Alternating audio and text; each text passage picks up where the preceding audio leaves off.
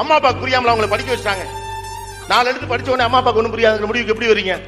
ஒண்ணுமே படிக்காது இந்த அம்மா அப்பா தான் உங்களை எங்கேயாவது கஷ்டப்பட்டு பள்ளிக்கூடத்துல சேர்த்து பக்கத்து வீட்டு வாத்தியாட்ட ஐடியா கேட்டு குடும்பத்திலே படிச்ச ஒரு அங்கிள்கிட்ட பேசி உங்களை என்ன படிக்க வைக்கணும், எப்படி படிக்க வைக்கணும், எந்த ஸ்கூல்ல படிக்க வைக்கணும்னு தன் வருமானத்தின் 80% உங்க படிப்புக்குனே அழுது கடைசி வரைக்கும் நல்ல சோறு திங்காம நல்ல சட்டை போடாம ஒரு ஷூ பேண்ட் கூட எடுத்துக்காம 4 கட்டம் போட்ட சட்டை 2 பேண்ட்டையும் வச்சுக்கிட்டு 65 வயசை வாழ்ந்துட்டு ஒரு அப்பன் செத்து போயிடுறான்.